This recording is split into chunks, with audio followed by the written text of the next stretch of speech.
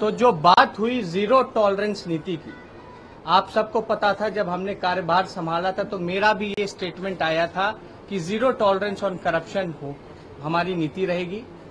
और हमने ये भी सदन में बोला था, जो मुख्यमंत्री जी ने उस चीज को दोहराया कि हम लोगों ने, जनता ने हम लोगों को भेजा है सेवा करने के लिए, ना कि भोग लगाने के लिए। ये ऑन रिकॉर्ड मेरा भी स्टेटमेंट है।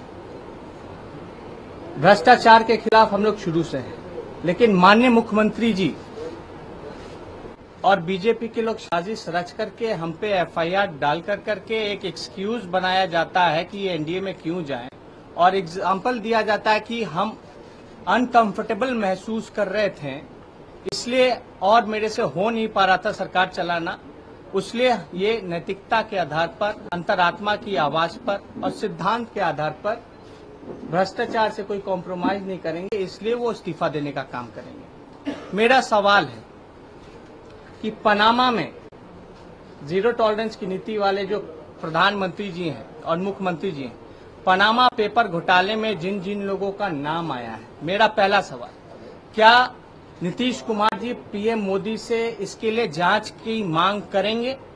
और पनामा में जिन जिन बीजेपी के मुख्यमंत्रियों के बेटे का नाम आया है, छत्तीसगढ़ के रमन सिंह के बेटे का नाम आया है, अमिताभ बच्चन जो कि इनके ब्रांड एम्बेसडर हैं जीएसटी के, उनका नाम आया, और अदानी जी के जो बड़े भाई हैं उनका नाम आया है, तो क्या जीरो टॉलरेंस की नीति वहां भी लागू होगी? आप सोचिए, अगर पनामा में लालू जी का नाम आता, हम लोगों का नाम आता, या विपक्षी दलों के कोई और नेताओं का नाम आता, तो क्या से क्या ये लोग कहते, क्या बातें होती।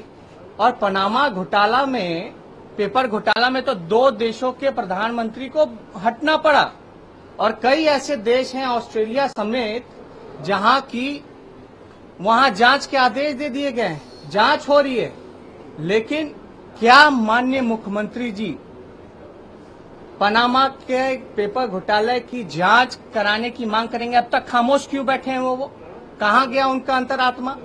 और व्यापम घोटाला में दिन पर दिन मर्डर होता जा रहा, अभी फिर एक मृत्यु हो गई है गवाह की, और सुसाइड का बहाना दे दिया गया, और लगातार गवाहों की मौत हो गई है, 50 का आंकड़ा छू गया है।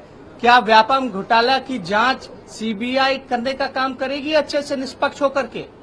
क्या ये प्रधानमंत्री जी खुद मॉनिटर करके जो दोषी हैं उस पर कार्रवाई करने का काम करेंगे? ये मेरा सवाल पहला नंबर 1 सवाल है। और इन्होंने नैतिकता की बात की, सिद्धांत की बात की, तो अब इनकी नैतिकता और सिद्धांत कहाँ है?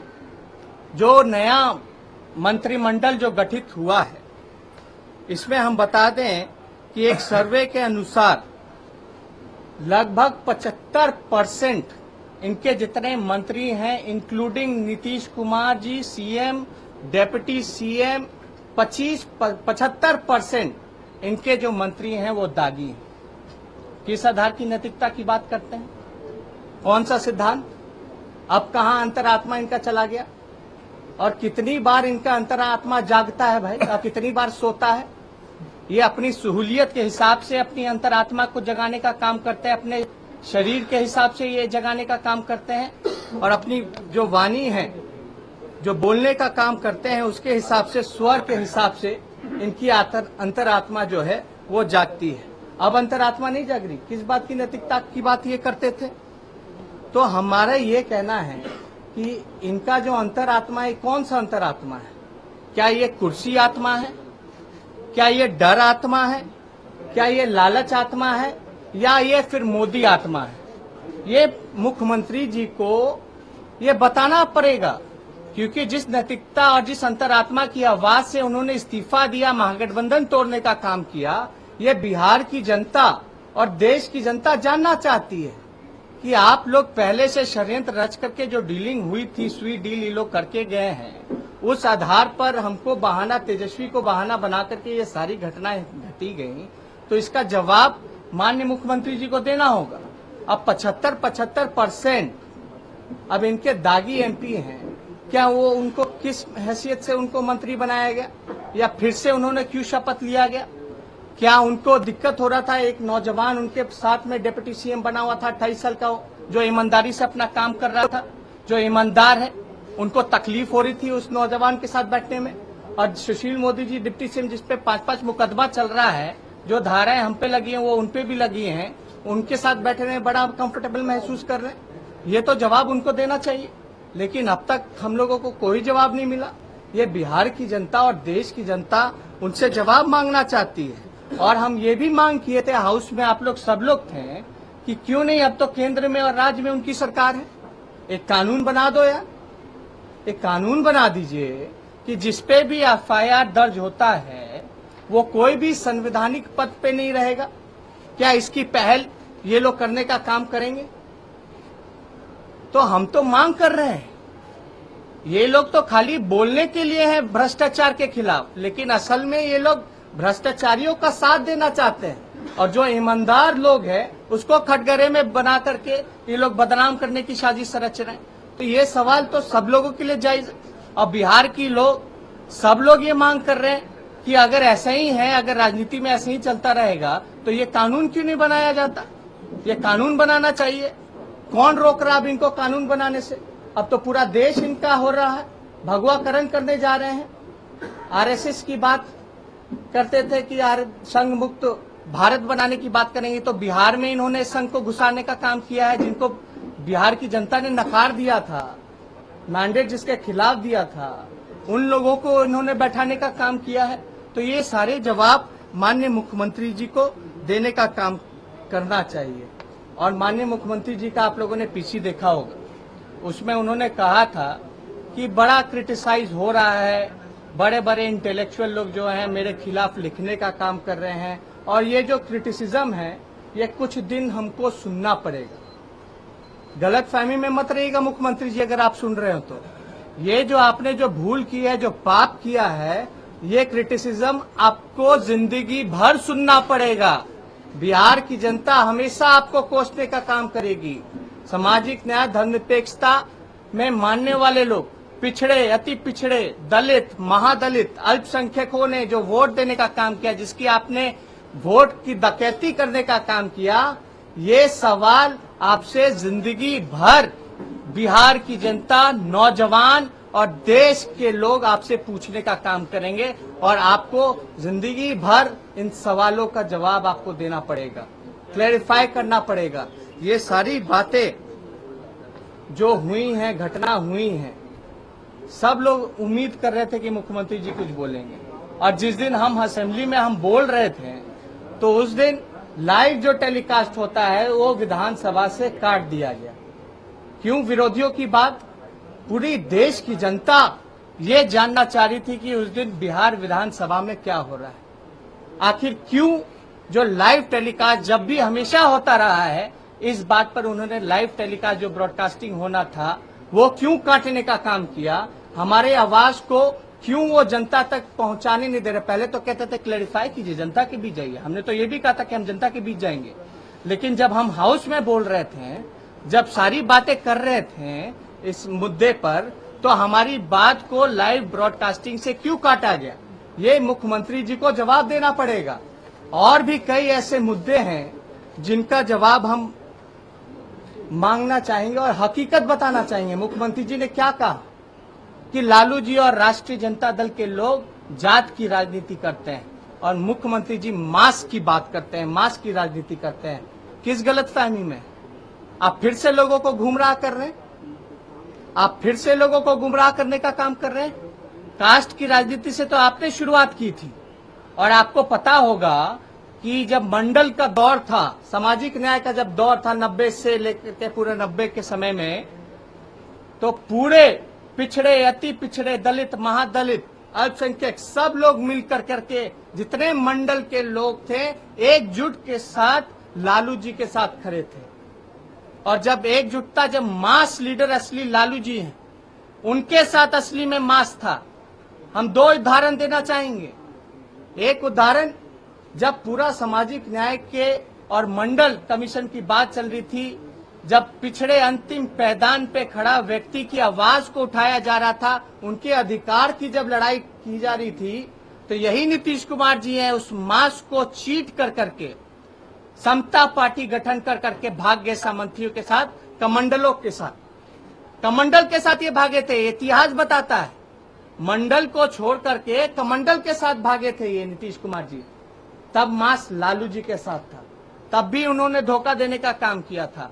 और दूसरा उदाहरण, जब एक बार फिर जब मायावती जी, अखिलेश जी और देश के जितने समाजवादी हैं, जितने वंचित हैं, शोषित हैं, दलित हैं, जिनका शोषण हो रहा है, प्रधानमंत्री जी के एनडीए सरकार बनने के बाद सब लोगों की जब एकता की बात की जा रही है, मायावती जी की और अखिलेश की जब लालू जी ने एक होने की बात की, मंडल के लोगों को फिर से एक होने की बात की, तो फिर से इन्होंने धोखा देने का काम किया है, महागठबंधन को छोड़ करके और एनडीए के साथ जाने का और कमंडल के साथ जाने का। तो कौन सा मास आपके साथ था? आप ही थे जो कुर्मी सम्मेलन में गए थे। तो ये सारा जवाब इतिहास बताता है। और नीतीश कुमार जी बड़ा बोल रहे थे कि सेक्युलरिज्म की बात करते हैं, उनसे बड़ा कोई नेता नहीं है इस देश में सेक्युलरिज्म को लेकर के। ये तो साफ बताता है कि अडवाणी जी के साथ किस तरह से मुंबई सम्मेलन में ये गए थे जब बाबरी मस्जिद टूटा था, तब जब गोधरा में जब दंगा हुआ था, जब ट्रेन में आग लगी थी, तो यही रेल मंत्री थे उस समय। ये क्या बोल रहे थे कि प्रधानमंत्री जी आगे निकलिए, देश आपको पुकार रहा है। कौन से सेक्युलरिज्म का? गोधरा इतना बड़ा हादसा हुआ, एक बात भी उन्होंने नहीं बोला सेक्युलरिज्म को लेकर के, हादसे को लेकर के। तो कौन सी बात की ये सेक्युलरिज्म कर रहे हैं? जिन लोगों ने बाबरी मस्जिद तोड़ा, जिन्होंने देश को तोड़ने का काम किया, भाई भाई को लड़ाने का काम किया, जो भाईचारा भंग करने का काम किए, आज उनके साथ ही बैठ गए हैं। हे राम से जय श्री राम में पलटी मार गए हैं। तो ये जवाब कुछ दिन पहले किस बात की श्रद्धांजलि महात्मा गांधी जी को? 100वां चंपारण का सत्याग्रह मना रहे हैं, शताब्दी वर्ष मना रहे हैं। यहाँ गांधी के जितने भी गांधीवादी लोग थे, विचारक लोग थे, सबको आपने बुलाया, क्या क्या आपने भाषण किया। और आज उन्हीं लोगों के साथ चले गए जिनके खिलाफ में आपने भाषण करने का काम किया। वही गॉडसे के जितने वंशज थे उनके साथ ये चले गए, बापू के हत्यारों के साथ ये चल जाने का काम किया। तो ये सारा जवाब मांगेगा। और विकास की बात करते हैं, डेवलपमेंट की बात करते हैं, हम दावे के साथ कह सकते हैं कि इन्होंने 4 साल बिहार का बर्बाद करने का काम किया है, विकास का बर्बाद करने का काम किया है बिहार का। 4 साल, 4 सरकारें और मुख्यमंत्री केवल नीतीश कुमार जी। ये तो कुर्सी प्रेम है। 4 साल रहा, इसका वजह कौन था भाई? जिम्मेदार कौन था? क्या बीजेपी इसकी जिम्मेदार थी? 4 बार जो सरकार बना 4 साल में, क्या मांझी जी इसके जिम्मेदार थे? कि आरजेडी इसका जिम्मेदार था? या नीतीश कुमार जी जिम्मेदार थे?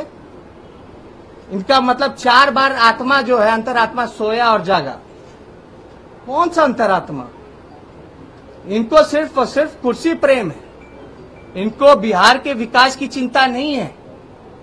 जो हम लोग बिहार का विकास के लिए जो हम लोग तत्पर थे, आप लोगों ने, सब लोगों ने देखा जिस प्रकार से हमारे डिपार्टमेंट में तेजी से काम हो रहे थे, काम हो रहा था, किस प्रकार से इस तरह से रोक टोक हो रहा है, दबाया जा रहा है। ये लोग तो विनाशकारियों के साथ चले गए। विकास की बात कहां से आएगी? और बिहार में 75% मंत्री जो अपराधी छवि के हैं, उनके साथ ये विकास करेंगे। अनंत सिंह के साथ विकास करने का काम करेंगे। इनको जवाब देना होगा। और नैतिकता की बात आती तो इनको तो शपथ ही नहीं लेना चाहिए था। इन पे भी 302 का मुकदमा चल रहा है। और 2004 में इन्होंने एफिडेविट में छुपाया, और इनके पार्टी के लोग कहते हैं कि 2009 में ये मामला खत्म हो गया। और फिर तब की 2012 में इन्होंने एफिडेविट में केस का जिक्र किया जब खत्म हो गया था तब। ये तो सवाल खड़ा होता है ना, ये तो कोर्ट में मामला है। किस बात की नैतिकता? सुशील मोदी जी, उनके भाई पे, आरके मोदी पे इतना मनी लॉन्ड्रिंग का आरोप मनोज झा जी ने, आरजेडी के लोगों ने लगाने का काम किया। महावीर मोदी, पटना म्युनिसिपल कॉर्पोरेशन में कितना इलीगल काम इन लोगों ने किया है, गलत तरीके से बिल्डिंग बनाया है, इमारतें, उस पर हम लोग आएंगे, आगे आएंगे। ये जितने मंत्री हैं एक एक करके हम इन लोगों की भी बातें हम रखेंगे।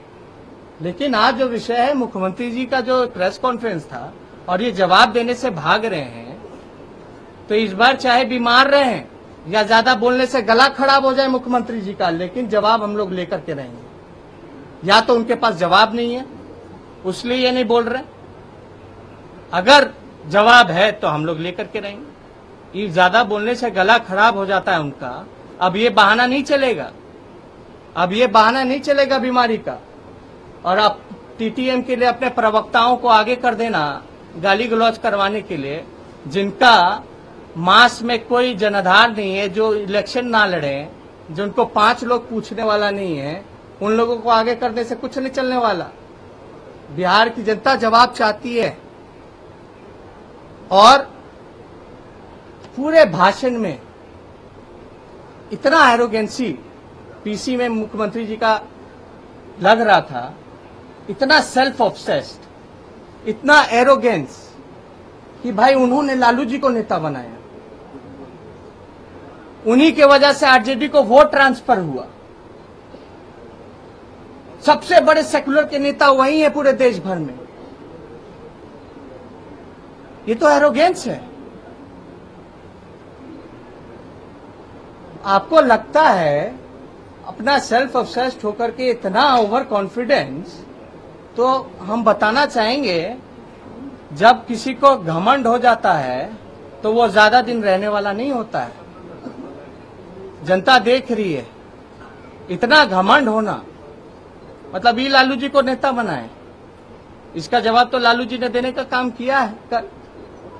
लेकिन इतना घमंड, इतना सेल्फ ऑब्सेस्ड, जो है यही है, बाकी सब बेकार है, ऐसी धारणा इस लोकतंत्र में किसी भी बड़े नेता को सूट नहीं करता है। क्रिटिसिज्म सुनने की आदत नहीं है, पर्दा डालते हैं उस चीजों पे, भूमिका बनाते हैं, रणनीति बनाते हैं। तो इतना एरोगेंस हम कहना चाहेंगे। और इस ख्वाब में होंगे कि बिहार के मुख्यमंत्री हैं और अंतिम सांस तक वही बिहार के मुख्यमंत्री रहेंगे, तो मेरे ख्याल से मुख्यमंत्री जी आप गलत हैं। आप जो सोच रहे हैं कि आप ही परमानेंट बिहार के मुख्यमंत्री रहिएगा, अंतिम सांस तक रहिएगा, तो ये आपका घमंड जो है ये बिहार की जनता चकनाचूर कर देगी आने वाले चुनावों में। इतना घमंड मुख्यमंत्री जी के लिए ठीक नहीं है। सारी बातें अब उनके मंत्री हैं, क्या वो इस्तीफा देंगे नहीं देंगे, हम तो उनके मंत्रियों को हम चेता देना चाहते हैं कि जितने आप लोगों ने गलत काम किए हैं सबका पर्दाफाश हम लोग करने का काम करेंगे। फिर जब मुख्यमंत्री जी हम लोग सदन में इस्तीफा की मांग करेंगे, तो जिस नैतिकता के आधार पर आपने खुद इस्तीफा देकर के पार्टी महागठबंधन तोड़ने का काम किया, क्या वो उन लोगों से भी इस्तीफा लेंगे?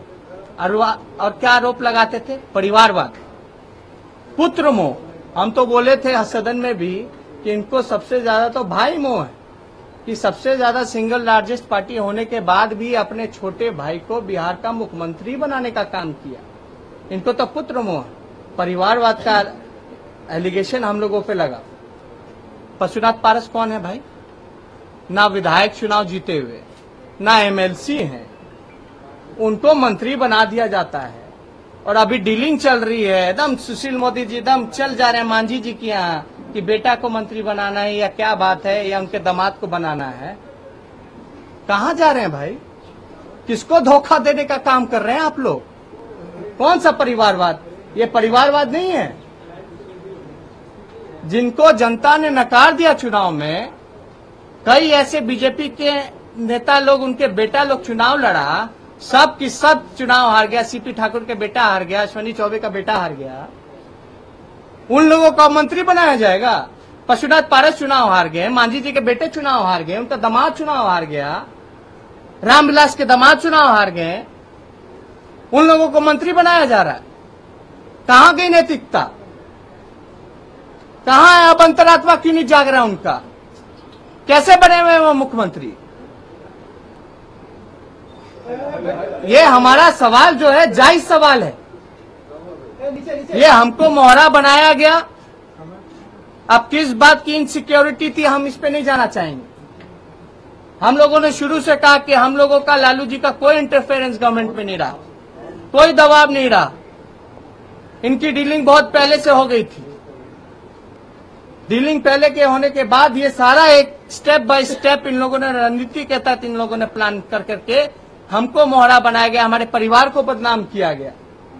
अब कहां गया? व्यापम घोटाले में क्यों नहीं बोल रहे हैं? पनामा में क्यों नहीं बोल रहे हैं? ये तो उनको जवाब देना पड़ेगा। और हमको विश्वास है कि ये जो सरकार है इनकी ज्यादा दिन तक चलने वाली नहीं है। ये जो सरकार है ज्यादा दिन तक इसलिए नहीं चलेगी क्योंकि बीजेपी जो धोखा खाई थी 2013 में, ये अपना धोखा का बदला जल्दी लेने वाली है। हर जगह अपना आदमी बैठा करके बीजेपी, और हमको चिंता है मुख्यमंत्री जी की कि आप फंस गए, आप अपने कुर्सी के चक्कर में फंस गए। आपको राष्ट्रीय जनता दल ने, कांग्रेस ने, जब आप खत्म हो गए थे तो आपको पुनः जीवित किया था। यही राष्ट्रीय जनता दल, यही लालू जी और कांग्रेस ने आपको पुनः जीवित करने का काम किया था। अब तो आप अपने कुर्सी के चक्कर में फंस गए। बीजेपी कभी भी अपने धोखा का बदला धोखा दे करके कर सकती है, ये मेरा पूरा विश्वास है। और कितने दिन ये सरकार चलेगी? बहुत कम अवधि के लिए ये सरकार चलेगी। तो ये सारी बातें तो क्लैरिफाई करना पड़ेगा, बीजेपी को जवाब देना पड़ेगा। हमने अब सुशील मोदी के लिए मेरा सवाल, बीजेपी के लोगों के लिए मेरा सवाल, क्या बीजेपी ने 2013 में भ्रष्टाचार किया था या ज्यादा इंटरफेरेंस बढ़ गया था, या सुशील मोदी जी मुख्यमंत्री का काम कर रहे थे, उस समय दबाव डाल रहे थे? किस वजह से नीतीश कुमार जी ने इनको निकाला? जैसे दूध में से मक्खी निकाल के फेंक दिया जाता है, उस हिसाब से बीजेपी के लोगों को फेंका। क्या बीजेपी के लोगों ने जो मनपसंद अपनी गालियां दी थी मुख्यमंत्री जी को, और प्रधानमंत्री जी ने जो डीएनए की गाली देने का काम किया था मुख्यमंत्री जी को, उस पर अब बीजेपी के लोगों का क्या राय है? क्या उनके प्रधानमंत्री ने उस समय झूठ बोला था कि नीतीश जी का डीएनए खराब है, या सच बोला था?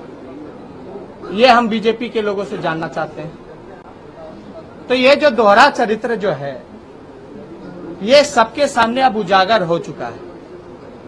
और ये गलतफहमी में है नीतीश जी कि जनता उनके साथ है।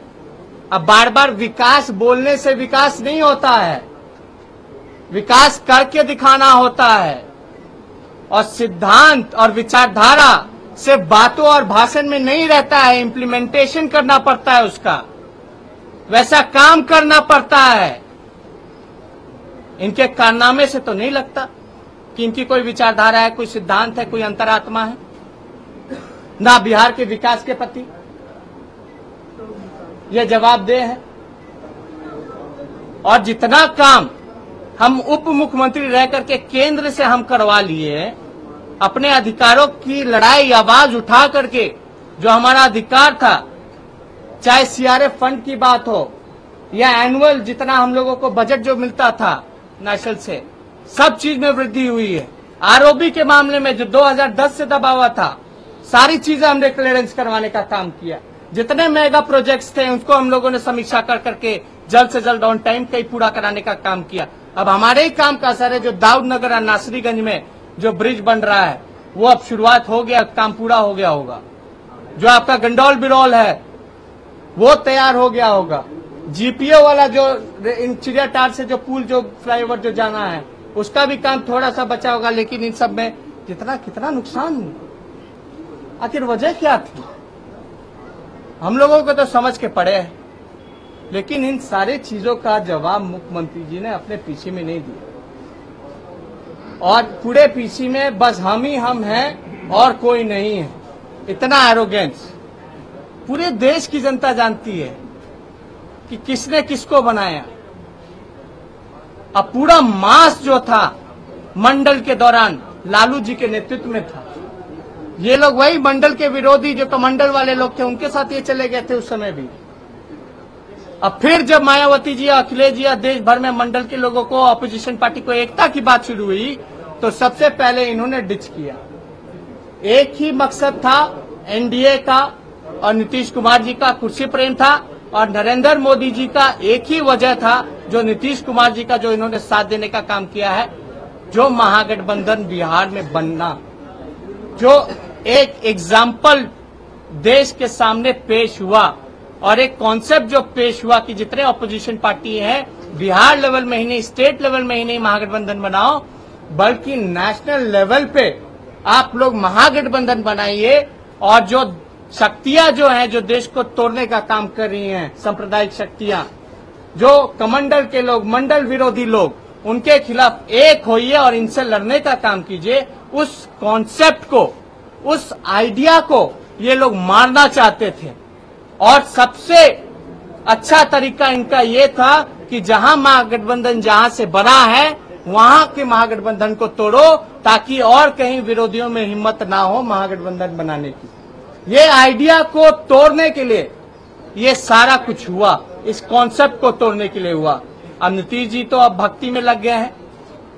हम तो बोलना चाहेंगे नीतीश जी को, हमने सदन में भी बोला, आप लोग भी थे, साफ तौर पे बोला, और इसका नीतीश जी ने भी खंडन नहीं करने का काम किया कि नीतीश जी हमको और अशोक चौधरी को बोलते थे, अब आप ही लोग को देखना है, आप ही लोगों को आगे की लड़ाई लड़नी है। हम लोगों ने जितना लड़ना था लड़ लिया, और इनके डिजाइन को, आरएसएस के डिजाइन को और बीजेपी के डिजाइन को हम लोग अच्छे से जानते हैं। आप लोगों को पता नहीं है तेजस्वी जी, अशोक चौधरी जी, कि लोग किस हद तक ये लोग जा सकते हैं। ये बातें हमसे कहा करती थी नीतीश कुमार जी। हम वही नीतीश कुमार जी को याद दिलाना चाहेंगे। अब क्या हुआ आपको? एक 28 साल का नौजवान आरएसएस और बीजेपी के से नहीं डरा, और आप इतने परिपक्व होकर के, इतने बड़े जनाधार वाले नेता हो करके आप डर गए, नतमस्तक हो गए, घुटने टेक दिए वही आरएसएस के खिलाफ। तो ये सारी सवाल का जवाब माननीय मुख्यमंत्री जी को देना पड़ेगा। ये बहाना बीमारी का और अपने 2-3 जो प्रवक्ता हैं गाली गलौज के आगे करने से ये स्वच्छ राजनीति नहीं है, ये पॉजिटिव राजनीति नहीं है, ये नकारात्मक राजनीति है, नेगेटिव राजनीति है। आपने इस्तीफा दिया नैतिकता के आधार पर, आपको सामने आकर के बोलना पड़ेगा, अपने केस के बारे में एक्सप्लेन करना पड़ेगा जो इन पे मुकदमा चल रहा है। क्या उनको कोर्ट से एक्विटल मिल गया है? ये तो दोषी हैं या नहीं है दोषी, ये तो कोर्ट तय करेगा। लेकिन आज के लिए हम बस इतना ही कहना चाहते हैं, और जो सवाल आप लोगों के पास जो हो, अगर आप लोग पूछना चाहें तो उसका जवाब हम देंगे। एक सवाल है कि जब से नई सरकार बनी है, जिसने आपके 20 महीने के फैसले थे सबको रिवाइज करने का फैसला किया। अरे करे ना भाई, काम नहीं ना करना इनको, यही तो नकारात्मक पॉलिटिक्स है। प्रोग्रेसिव पॉलिटिक्स नहीं है ये, this is not a progressive politics. ये सरकार, नीतीश जी बोलते हैं डेवलपमेंट के प्रति है, विकास होगा, सब लोग इसी में लगे रहेंगे, और हमने कोई गलत काम नहीं किया, जो करना करें। जब हम गलत है ही नहीं तो हमको डर है इन सब चीजों से। करें ना भाई, खुद करें। लेकिन बिहार की जनता का जो नुकसान होगा, बिहार के प्रोग्रेस का जो नुकसान होगा, डेवलपमेंट का जो नुकसान होगा, ऐसे ही अधिकारी कम है, इंजीनियर कम है, डॉक्टर कम है, इन्हीं चीज में रहेंगे क्या? फिर से जो सत्ता में आएंगी फिर इनका फाइल ढूंढेंगे, फिर दोबारा जो सत्ता में आएगी उनका फाइल ढूंढेंगे कि क्या काम हुआ। This is not a progressive politics और positive politics, this is a negative politics. Sushil Modi तो ये कह रहे हैं कि जो बालू माफिया है उनके पैसे अरे ये विषय जो कहते रहे सुशील मोदी जी का कोई वैल्यू नहीं। अपने भाई के बारे में बताएं पहले। जो Mahavir Modi, Johnson and Johnson Modi का जो बिल्डर हैं, जो डायरेक्टर हैं, जहां उनका कलकत्ता में रजिस्टर्ड ऑफिस है, अब जाइएगा तो हम कुछ दिन बाद वीडियो भी रिलीज करेंगे, उसमें देख लीजिएगा कौन सा शेल कंपनी कहा जाता है, कौन सा शेल कंपनी नहीं कहा जाता है, और कितने इमारतें इलीगल तरीके से फ्लोर बना दिए, फ्लोर का परमिशन भी नहीं था और उसको फ्लोर को बना करके बेच भी दिए। इस सब का जवाब देना पड़ेगा। हम लोगों पे झूठा आरोप, हम लोग को फंसा करके कि ये लोग जनता के बीच ना जाए, सच्ची बात ना कहे, जो रोकने का काम हो रहा है ये देश की जनता जान रही है। पूरा बिहार अभी उबला हुआ है, गुस्से में है, कि उनके साथ धोखा हुआ मैंडेट के साथ, उनकी वोट की डकैती की गई, इसका जवाब उनको देना पड़ेगा। तेजस्वी जी, आपने कहा कि नीतीश कुमार सिर्फ विकास की बात करते हैं और उन्होंने सिर्फ बिहार का साल बर्बाद किया है। आपके 12 मंत्री थे और आप 17 महीने सत्ता में रहे, क्या उस दौरान भी कोई काम नहीं हुआ है? देखिए, काम क्या हुआ नहीं हुआ, सरकार तो स्कीम बनाई, 7 निश्चय बनाया गया, स्कीम को इम्प्लीमेंट करने के लिए सारा इंफ्रास्ट्रक्चर तैयार किया गया, उसकी लगातार समीक्षा हुई, मॉनिटरिंग हुई, और बाकी जो हमारे जिम्मे जो था उसमें हमने तो काम कितने गिना दिए 2 सालों के अंदर। अब ना असली वक्त है इम्प्लीमेंटेशन का, कि जो हम लोगों ने डिसीजन लिया, जो इम्प्लीमेंट किया, इंफ्रास्ट्रक्चर बनाए, पूरा एक रोड मैप तय किया, अब ना सही समय आया था कि उसका काम का इम्प्लीमेंटेशन हो। इसीलिए ना जनता वोट दी थी, यही 7 निश्चय पे ना वोट दी थी। और हम बीजेपी का अच्छा हुआ आप याद दिला दिए। अब बीजेपी क्या करेगी? बीजेपी का घोषणा पत्र आप लोगों ने देखने का काम किया, स्कूटी बांटेंगे दलितों को, टीवी बांटेंगे, कलर टीवी बांटेंगे। अब बांटे, हम सदन में बोलेंगे, रेडियो बांटे, हम लोग चुप बैठेंगे? अब तो सरकार में आ गए हैं और आप लोग तो बड़ा भारी काम करने वाले लोग, 1 साल में सब बांट दीजिएगा। बांटो, नया योजना लाएंगे, 7 निश्चय भी कीजिए, विकास पुरुष है, 7 निश्चय भी पूरा कीजिए, और जो बीजेपी का घोषणा पत्र है उसको भी लागू कीजिए। करे, बांटे ना भाई टीवी।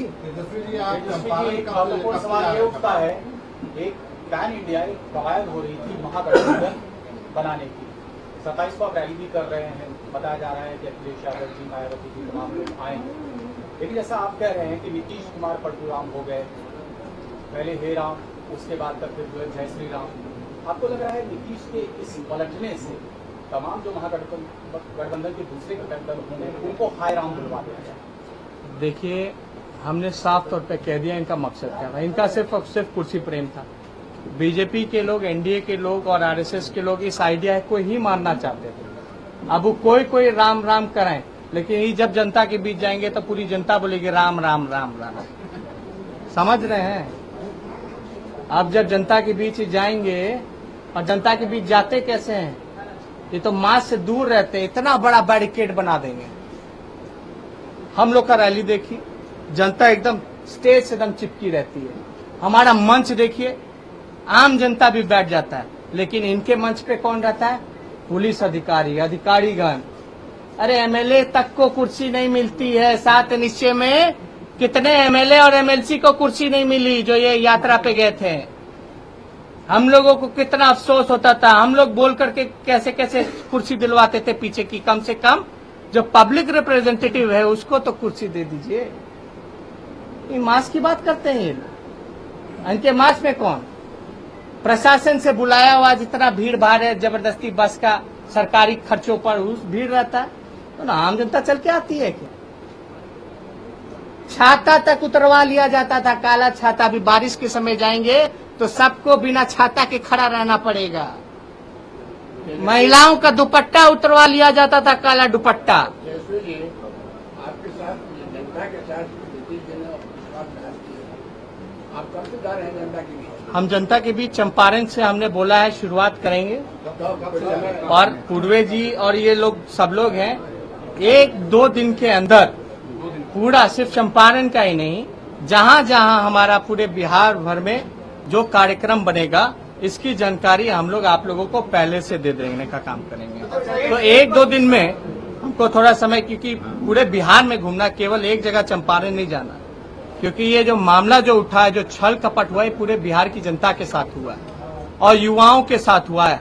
क्योंकि ये लोग युवा विरोधी इसलिए कहते हैं कि युवा, सबसे युवा कैबिनेट हुआ करता था महागठबंधन का, युवा पॉलिसी मेकिंग में था, डिसीजन मेकिंग में था, और काम को देख लीजिए युवाओं के। चंपारण किस दिन जाएंगे? तेजस्वी जी, यात्रा की शुरुआत 15 अगस्त के पहले से नहीं कर पाए? न पहले करेंगे, हम चंपारण का पहले करेंगे। आपकी रैली जो 27 की रैली है, क्या शरद यादव से आपकी भी बात हुई है? क्या उन्होंने कुछ बोला है? हम बापू जी के पास, वही मूर्ति पे जहाँ अनशन पे बैठे थे मुख्यमंत्री जी, वहीं हम बैठेंगे, प्रार्थना करेंगे, हे बापू, जिनके साथ हमने मार्च किया चंपारण में, आपका शताब्दी समारोह जो बनाने का काम किया, हम गलत आदमी के नेतृत्व में उस समय पद यात्रा कर रहे थे। हमको नहीं पता था असली चेहरा उनका आरएसएस का है, आपके हत्यारों का। पहले तो हम महात्मा गांधी जी से माफी मांगेंगे, अब फिर हम लोग संकल्प लेकर के जनता के बीच जाएंगे। क्या 27 की रैली आपकी फिर से सरकार के निशाने पे होगी? 27 की जो आपकी रैली है वो सरकार के निशाने पे होगी? देखिए, हम लोगों का जो 27 का जो रैली का जो कॉन्सेप्ट था, देश को बचाने के लिए था। अब जो आदमी देश को बर्बाद करने वाले के हाथों में चला गया है, तो आप लोग अंदाजा लगा लीजिए। हम तो देश के साथ खड़े हैं, देश की एकता की बात करते हैं, पीस की बात करते हैं, प्रॉस्पेरिटी की बात करते हैं, डेवलपमेंट की बात करते हैं। जब भाई भाई लड़ता रहे, जब मंदिर में घंटी बजाने वाला ही नहीं मिलेगा और आपका मजार में इबादत करने वाला ही नहीं मिलेगा, इंसान ही नहीं रहेगा, तो किस बात का? और ये जाति पाति ये हम लोगों को बोलते हैं। हम लोगों ने जाति पाति बनाया? हम लोगों ने जाति बनाई है? किन लोगों ने यह व्यवस्था कायम किया है? अगर उस व्यवस्था के आधार पर उन जातियों का, पिछड़ों का, अति पिछड़ों का, दलितों का, महादलितों का अगर शोषण होता रहेगा, अल्पसंख्यकों का, अंतिम पैदान पे जो व्यक्ति खड़ा है उसको प्रताड़ित किया जाएगा, अगर उसके साथ खड़ा होकर के उसकी आवाज को हम लोग उठाते हैं, तो ये जातिवादी है क्या? हम तो यही चाहते सबको बराबरी का हक हो, हम तो इसके साथ हैं। लेकिन नीतीश जी अब जिन लोगों के हाथ में चले गए हैं, अब लोग प्रताड़ित होते रहेंगे, यही बात आती रहेगी। ये आरसीपी सिंह ने बोला है कि लालू प्रसाद की आवाज पर शराब क्यों मिली थी? हम नहीं जानते, तेजस्वी जी मुख्यमंत्री कर रहे हैं, मुख्यमंत्री जी कर रहे हैं। ये सब अच्छी बातें जब खत्म हो जाता है ना सब कुछ, तो ऐसी ऐसी बातें होती हैं, पॉइंट पे बातें नहीं होंगी।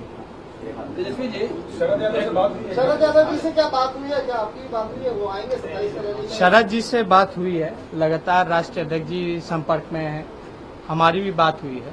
शायद उनका जो नाराजगी है उनकी महागठबंधन जो जिस प्रकार से नीतीश जी ने जो किया और ये कहा है कि जितना भी जो जदयू का एक स्टेट पार्टी है, ये नेशनल पार्टी नहीं है। ये देखने गौर करने वाली बात है कि यही नीतीश कुमार जी केरला गए, दिल्ली गए और प्रदेशों में गए, एमसीडी में तो चुनाव भी लड़े। क्या उनका चेहरे का कमाल था, इमेज का कमाल था, वो तो पता चल ही गया।